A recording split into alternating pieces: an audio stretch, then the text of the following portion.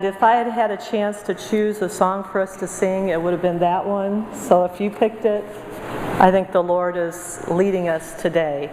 Let's pray. Dear Jesus, thank you so much for being a presence here today.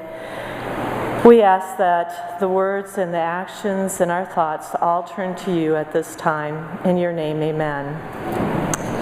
Well, my first question is, don't you love the weather? Yes, amen. We thought summer was over on Friday, but it's here. And if you have never had a chance to go on a mission trip, this is what a mission trip, Sabbath, feels like in most of the places where I have been. Only there aren't the fabulous fans or the window and the fans in our hands, so you can feel like you are sitting on a mission trip today. How's that? And if that doesn't cool you off a little bit, I was just at our local farm stand Friday, and the farmers there were telling me that their parents, brother and sister, their parents had gone out to Yellowstone National Park for a vacation. Sounds like a fabulous time, except they closed the park because of all the snow. So that's coming our way. I don't think we're going to snow, but it will cool off next week, so just think about that, and we'll do great this morning. How many of you were here 2 weeks ago when Pastor Ringstaff visited us again? And he was talking about his son Enoch. Now, I was all ears because Enoch had been my student for 6 years.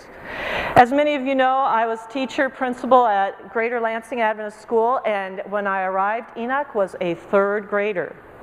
And let me tell you what Pastor Ringstaff didn't tell you. Enoch is all boy.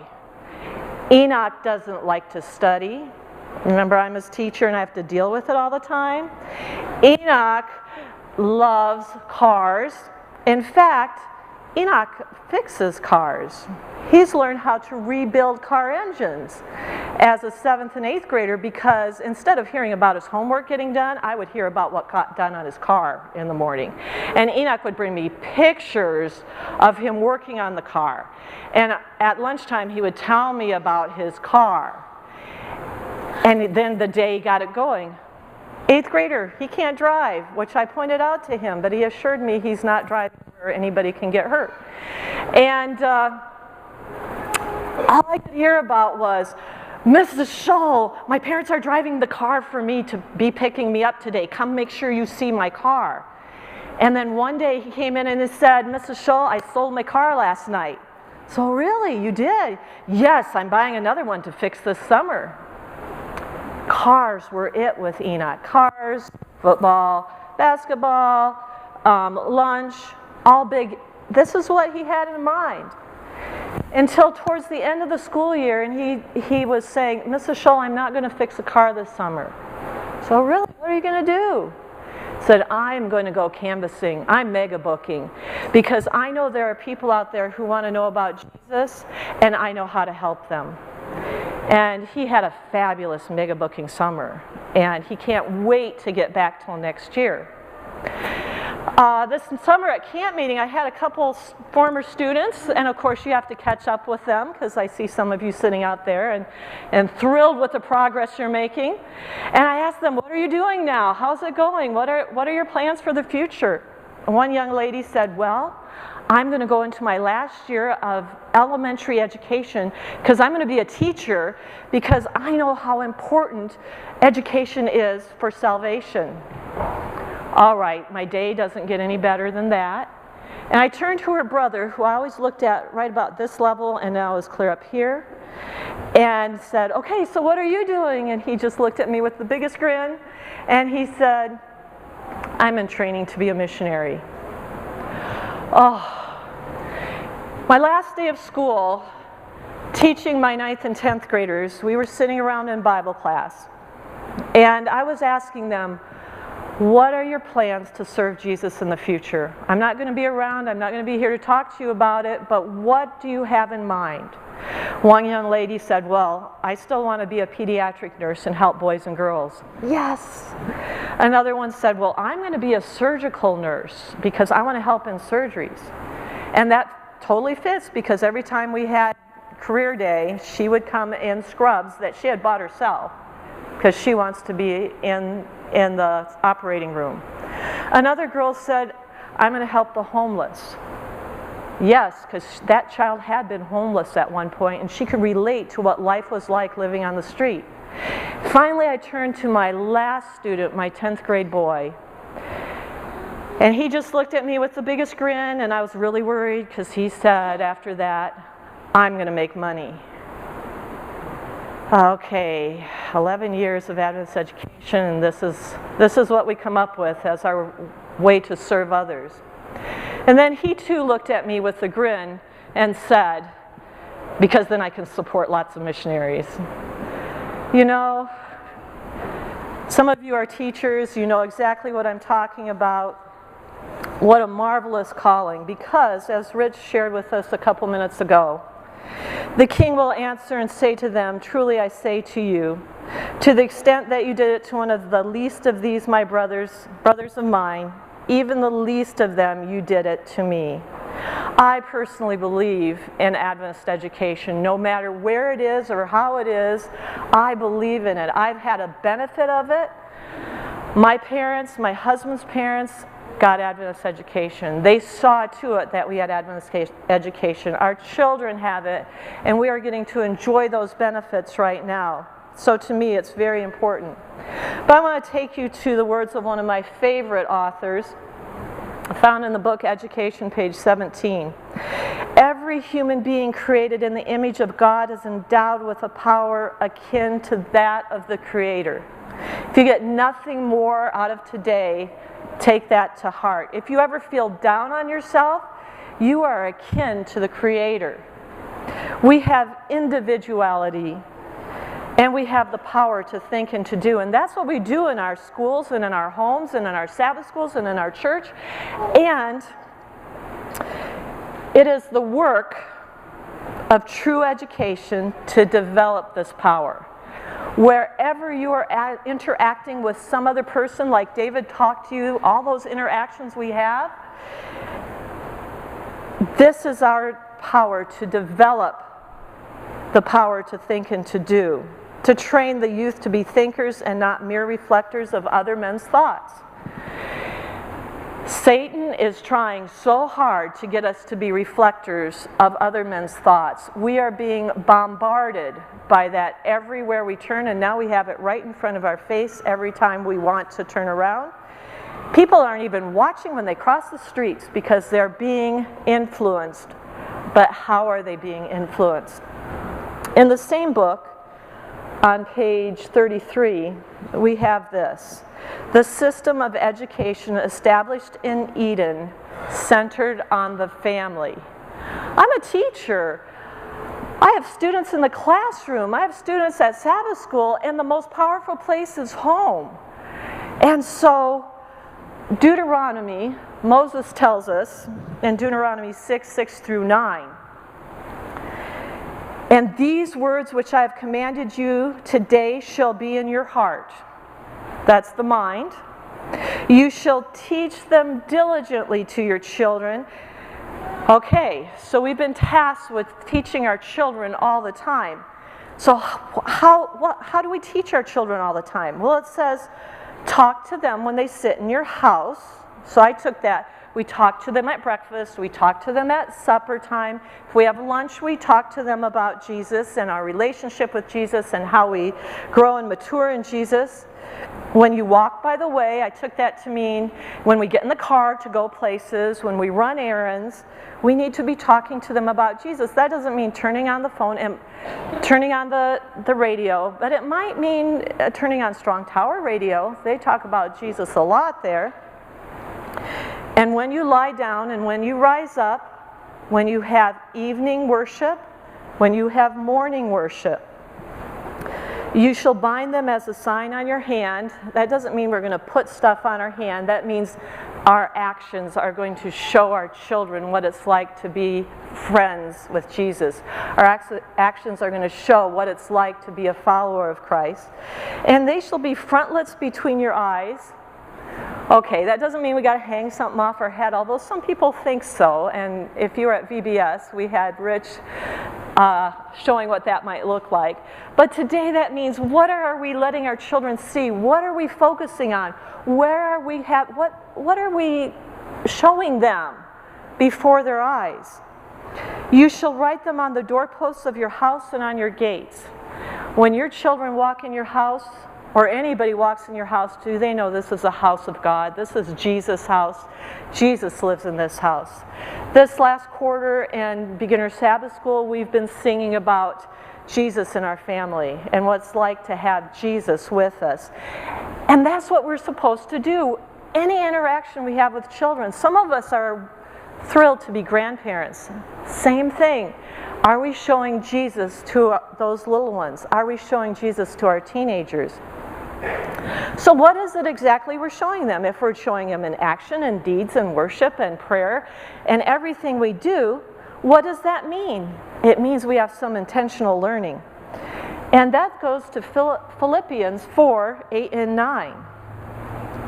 Finally, brethren, whatever things are true, whatever things are noble, whatever things are just, whatever things are pure, whatever things are lovely, whatever things are of good report, if there is any virtue and if there is anything praiseworthy, meditate on these things. The things which you learned and received and heard and saw in me, these do, and the Lord of peace will be with you. The best illustration I had of this is several years, one of our associate pastors, Philip Mills, was in my classroom at Grand Rapids Adventist Academy having Bible study class with all my students as they prepared for baptism. And I had a group of girls that I thought were going to drive him out of the church, and if it's one of you, you don't have to identify yourself. But they bombarded him with questions about, what about this movie? What about this song? And the man, being a very new pastor, just smiled at them and went to the back whiteboard and filled it with this text. And then he said, okay, think about the movie you're asking me about. Is there anything on here where that movie, it doesn't apply? Think about the song you're thinking about. Is there anything in this list where that song doesn't fit? Well, yes, but it's just a little part. So, well, what is Paul telling us? And he took those young students through the ability to identify for themselves without having to ask anybody, is this okay, is this okay? Because of what the Bible tells us. And we need to be teaching that to our children. How can you identify what's appropriate and what's not?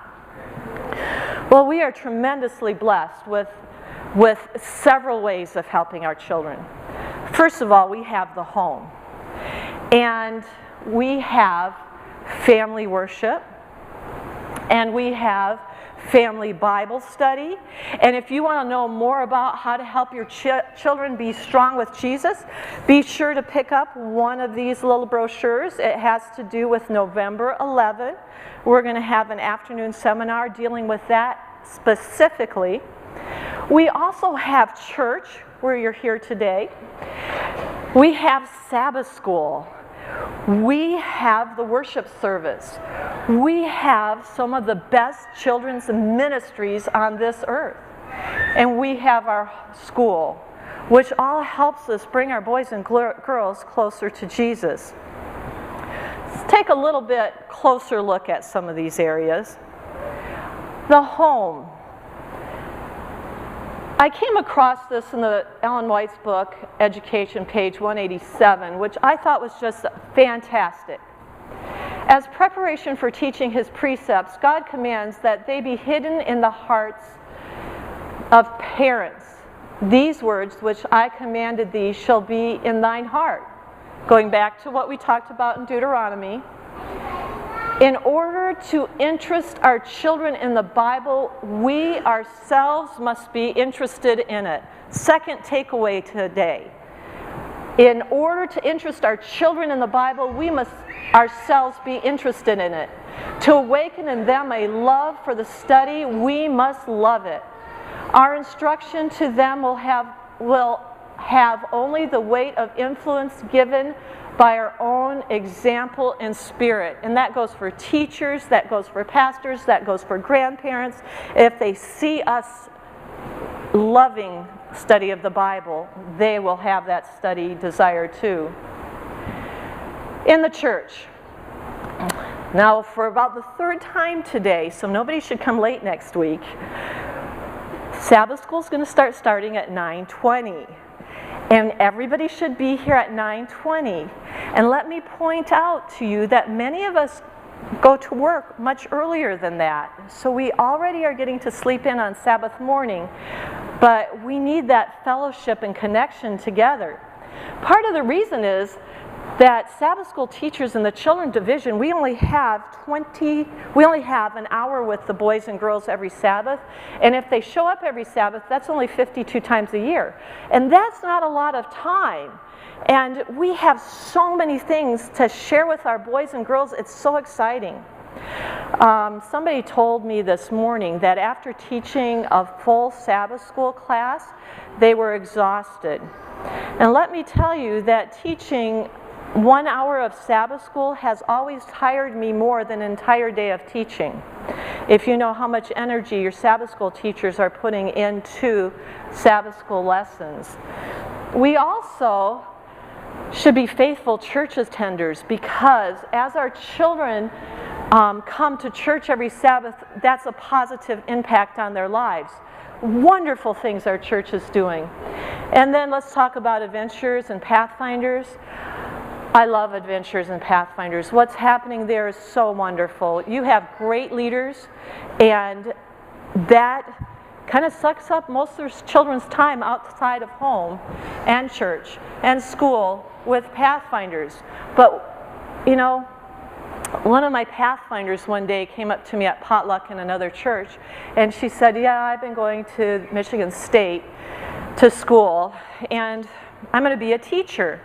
I said, well, you really need to be a teacher in an Adventist school. You know, I never got to go to an Adventist school, so I don't know how to be a teacher there. Well, this young lady had been to Pathfinders, this young lady had been on mission trips, this young lady didn't feel like she could be an Adventist teacher. So I said, okay, this is who you call, you give them my name, you tell them I said to talk to you. And the next year at Teachers Convention, she was there because she was one of our Adventist teachers. Now she's moved into independent ministry, which is also awesome. Then we have the school. Now, what are our goals and options of Adventist education? Well, first of all, our goal is to keep our children safe. You can't get into Grand Rapids Adventist Academy until you've ID'd yourself through the buzzer, and then they might let you in if you don't look too suspicious. We want to keep our children safe physically. We want to keep our children safe mentally. We want them to only learn what the Bible says. And when you see things that aren't in keeping in the Bible, how do you go back to the Bible to find out what that means? And we want our children to be safe physically. We don't want to ask them to do things that are going to harm them. And we want them to be safe emotionally. We want to keep them from being bullied or mistreated or hearing bad words. But we want them to be safe spiritually. We want them to be with us in eternity and not be turned to the side with the world. First goal. Second goal is we want academic success. Now, a little story on my son Adam. He was worried when he went away to get his first job interview that how is he going to explain that he had been trained at a small university in southwestern Michigan. And God inspired, he responded to that question by, you know, my teachers were the professors. I wasn't taught by graduate students, and if I ever wanted to talk to the professor because I had a question, I could go into their office and they would teach me directly. And one time there was a scheduling conflict, and the professor said, you come to my office every day at this time and I will teach you separately from anyone else. I got one-on-one training by a well-trained professor. I can get that at Purdue or University of Michigan or Michigan State. You know, they were pretty impressed with that, and he easily had a job. Our children sometimes worry because they are at small school. Our school doesn't have 4,000 students. Aren't you glad? Where's Charlotte? Aren't you glad? We get to be a family there. When you have 100 students, you get to know everybody. You're there as a family. And then our schools create a desire for mission. And Eric and Tracy are working very hard on keeping that alive, not only to the world, but Michigan Conference has a marvelous program called Bible Labs, where our children go out into the community and help other people, or make a book, or go visit the hospital, or make cards. Mission is still high on our mind. And I've talked about our Adventist school, but we also have homeschools that can do the very same thing. Be intentional about what we're doing and how we're raising our boys and girls, because we have here in this country what people in China desperately want. They are so envious of what we have here. Some people there will send their children to one of our academies in the United States because of what we have here. We have no reason to be ashamed or embarrassed or reserved about the kind of education we have in our homes and our churches and our schools. And I want to tell you a little bit about China and how I learned about their passion for educating their children there. And you're going to see on a map some of the places David and I were able to go in China. You see we spread out a little bit. We were up there by North Korea and Russia. We were down by Hong Kong. We were over by Beijing. And the reason that we went was we were invited to share about how do you do Sabbath school for children.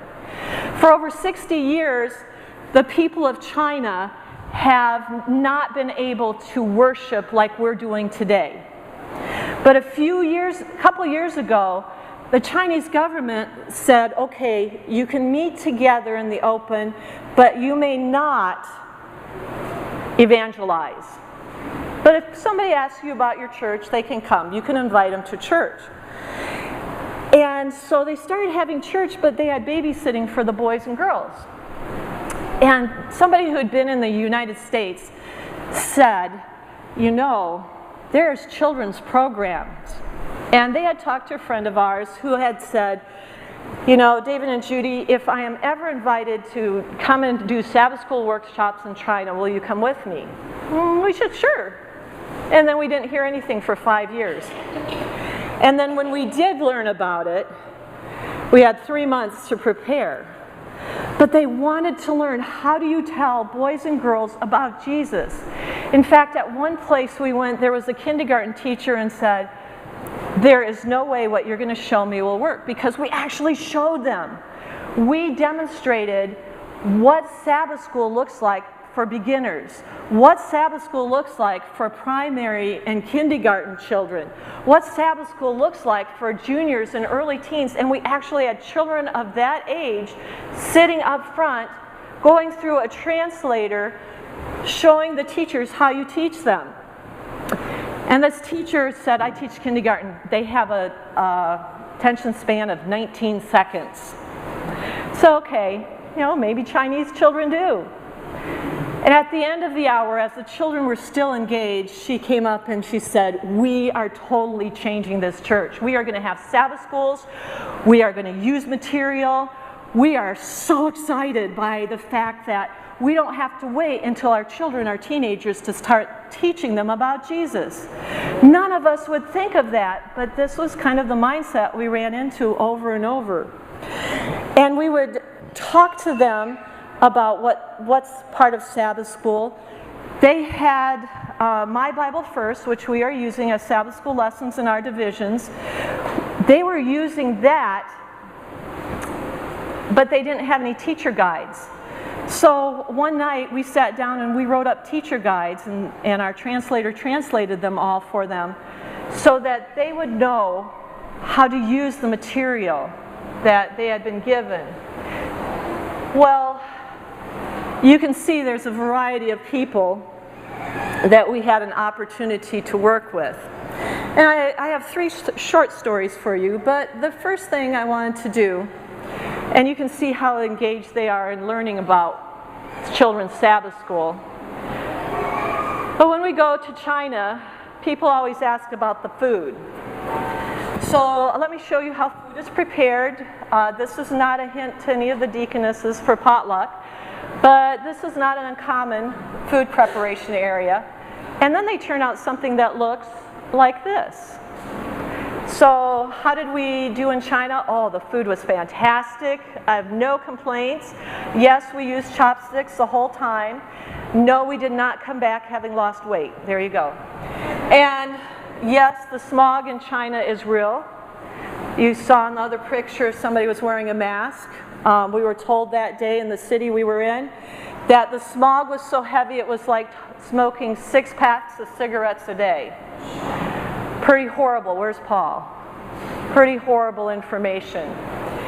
Also, did we get to do any sightseeing? Yes, they did allow us into the Forbidden City.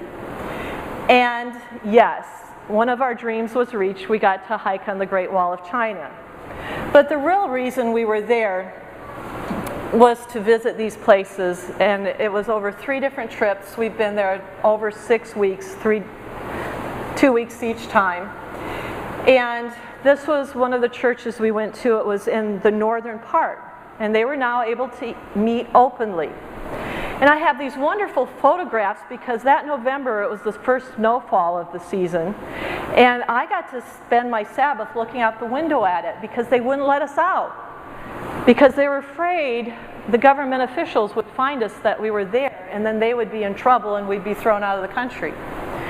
Because being a Seventh-day Adventist from the United States, you are not allowed to share anything. You can sit in the congregation, but you cannot share anything with the local people. But we did the next day when it wasn't full of 1,000 people. They take lots of notes. I have no idea what they're writing. They could be writing their neighbor, but lots and lots of notes. But place after place, in this particular place, one of the ladies had come 1,000 miles to find out how to worship with children. We have it so amazingly good here. When I talk about being here for an hour of Sabbath school, this is what these people are wishing for. The Sabbath schools that we have here, they desire them so greatly. At one of our meetings, there was a principal of a kindergarten. And because in this particular part of the country we couldn't do any speaking on Sabbath, I was thinking, whoo, we get Sabbath off, because when you go all day presenting a seminar through a translator, it gets a little tiring.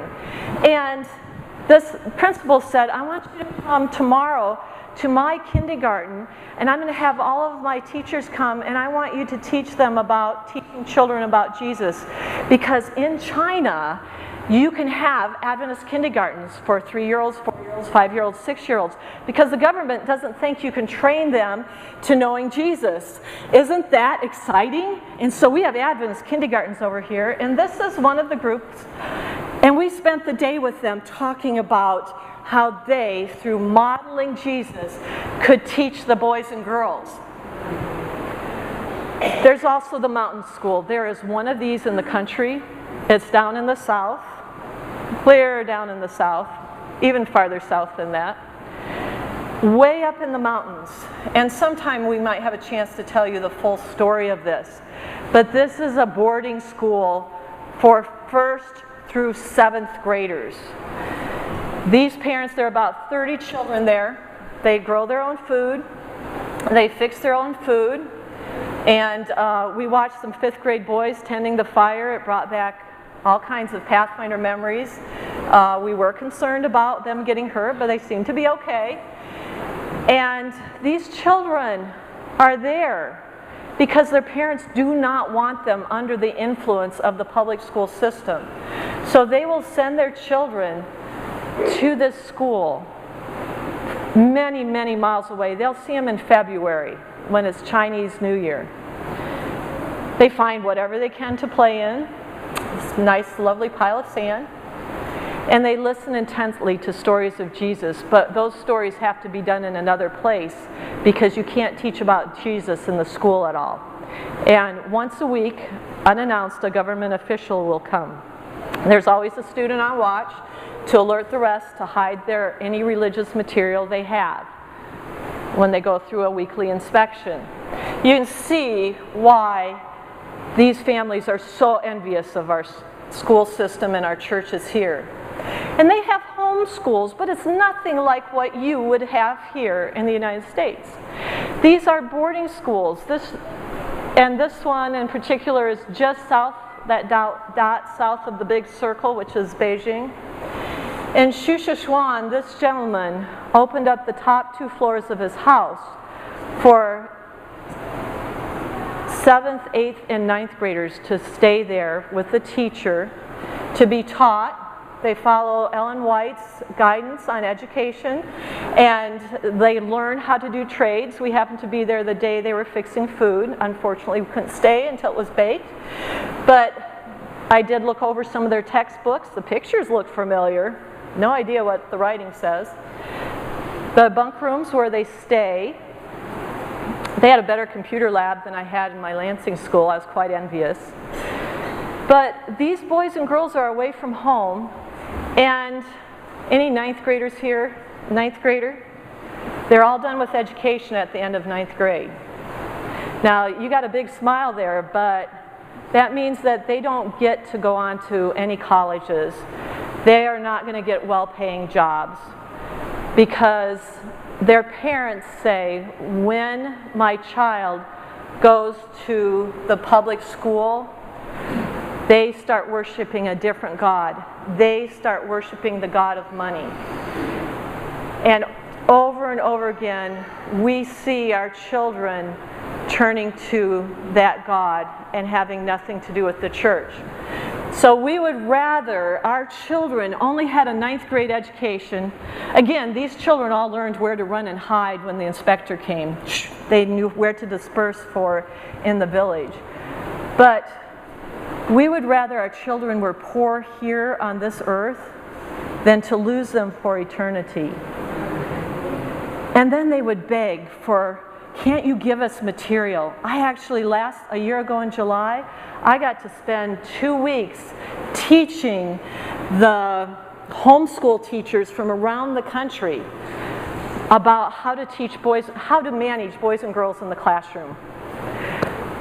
Chinese Union Mission invited me in to do that in that same city just south of Beijing. And teachers came in, some from 12 hours away on the fast train to 24 hours away on the bullet train, from all over the country, if you want to be very humbled by them coming to find out, how do I manage boys and girls? They deal with the same issues that we have here. How do they deal with them? And so I had a chance to get very well acquainted with those teachers. But they're crying for materials, they're crying for information. And so I have friends at the General Conference, and I got a hold of them and I said, look, what can you do for China? And they actually took it 2 board meetings at the General Conference and says, look, this is what China's asking for. And they got back with me and said, you know, that all goes through Chinese Union Mission. It doesn't go through the General Conference. General Conference oversees it. It goes through the mission. Talking with the folks at the mission, we only have so much money. It's going into evangelism. Let me tell you, education and evangelism go hand in hand. Our teachers at our Adventist schools get those students for 6.5 academic hours a day, 180 days a year. And would any pastor love to have you or have people in their influence that much, leading them to Jesus? But it's evangelism, not children's ministries. And so this last year, David and I came to the decision that I wasn't going to be in the classroom this year. I was going to be working on finding material, preparing material, and getting material translated so that we can send it to China, because we do have a way to disperse it through the country. We've made those contacts, and I've asked several of you already to help, and it's going a lot slower than I'd hoped, but please keep it in prayer. I call it Childhoods with Jesus, and we're going to be creating those materials to help them know what to do, because one question that would be asked of us after we go through a day of demonstration is, I know what to do next Sabbath, but what do I do after that? We know what to do after that. Send your children to our Sabbath schools so we can prepare them one day to be a missionary. So that we're refining some of the materials that we'll be publishing and sending to them. You know, our blessings are so great. And as we close the service today, and we go back to our busy schedules, I would like us to remember our focus every day, no matter where we are. If we are on a mission trip, if we're in another country, if we're in our schools or in our homes, that every day we are with Jesus.